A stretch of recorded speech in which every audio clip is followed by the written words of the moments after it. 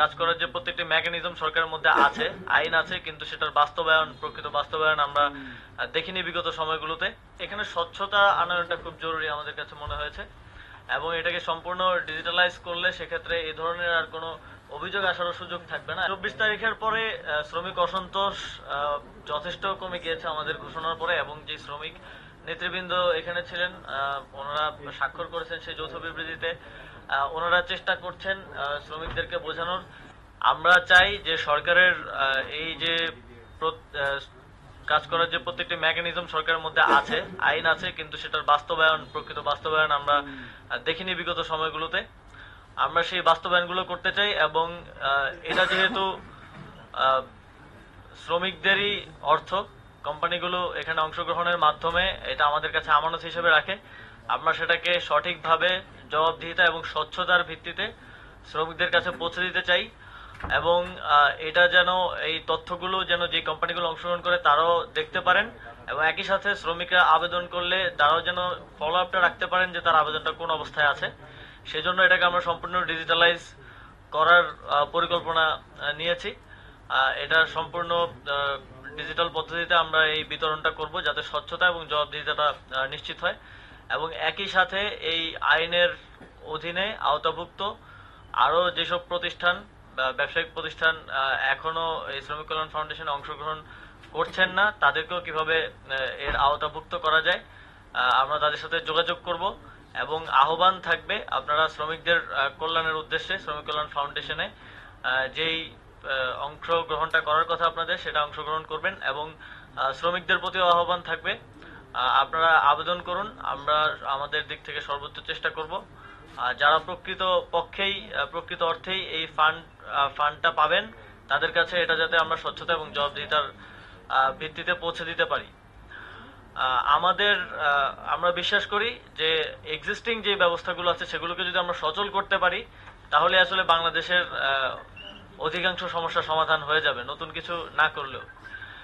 ইতোপূর্বে আমরা অনেকেই জানতাম না এই বিষয়গুলোতে, সেজন্য জানানোর জন্যই মূলত আজকে আপনাদেরকে আহ্বান করা, এবং মিডিয়ার প্রতি আমাদের আহ্বান থাকবে আপনারাও ব্যাপারটাকে সেভাবে উত্থাপন করবেন, এবং কিভাবে আবেদন করতে হয় এই ব্যাপারগুলো উত্থাপনের জন্য বিস্তারিত তথ্য আমাদের অফিস থেকে আপনারা সংগ্রহ করবেন।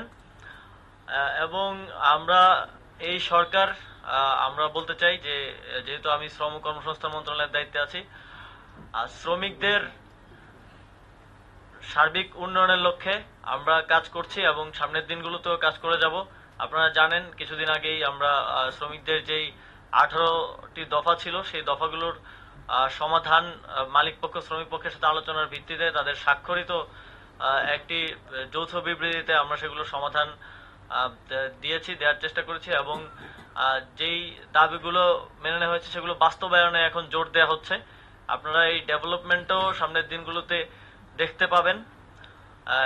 একই সাথে আমরা মনে করি যে বাংলাদেশে যে শ্রমিকরা আছেন তারা আমাদের যে বিশেষ করে গার্মেন্টস ইন্ডাস্ট্রির শ্রমিকরা, আমাদের যে এক্সপোর্টের একটা বড় অংশ তাদের কন্ট্রিবিউশন থেকেই আসে, তাদের পরিশ্রম থেকেই আসে।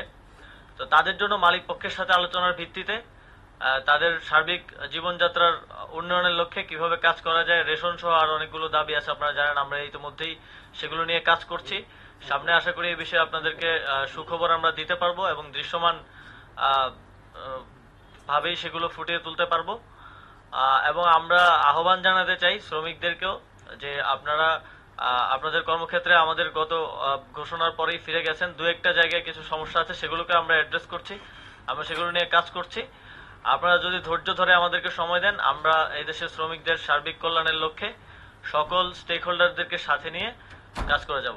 আমরা এমনও পেয়েছি যে আমাদের এই কোনো কর্মকর্তা কিংবা কর্মচারী তার নির্দিষ্ট একটা লিস্ট এনে সেই অনুযায়ী নিয়ে গেছে হয়তো বিগত সময়গুলোতে। তো এখানে স্বচ্ছতা আনয়নটা খুব জরুরি আমাদের কাছে মনে হয়েছে, এবং এটাকে সম্পূর্ণ ডিজিটালাইজ করলে সেক্ষেত্রে এই ধরনের আর কোনো অভিযোগ আসার সুযোগ থাকবে না, এবং এটা সবার জন্য ওপেন হবে। এবং সেটা ইতিপূর্বে এই ফান্ড ম্যানেজমেন্টটা কিভাবে হয়েছে, এবং আপনারা জানেন যে আমাদের অনেকগুলো ব্যাংক খাতেও কয়েকটা ব্যাংক ঝুঁকিপূর্ণ অবস্থায় আছে, সেখানেও আমাদের এই শ্রমিক কল্যাণ ফাউন্ডেশনের কিছু ফান্ড আছে, এটা নিয়ে ক্যাবিনেটেও আলোচনা হয়েছে। শুধু আমাদের না, বন পরিবেশ মন্ত্রণালয় সহ আরো অনেকগুলো মন্ত্রণালয়ের ফান্ড এই ঝুঁকিপূর্ণ ব্যাংকগুলোতে আছে।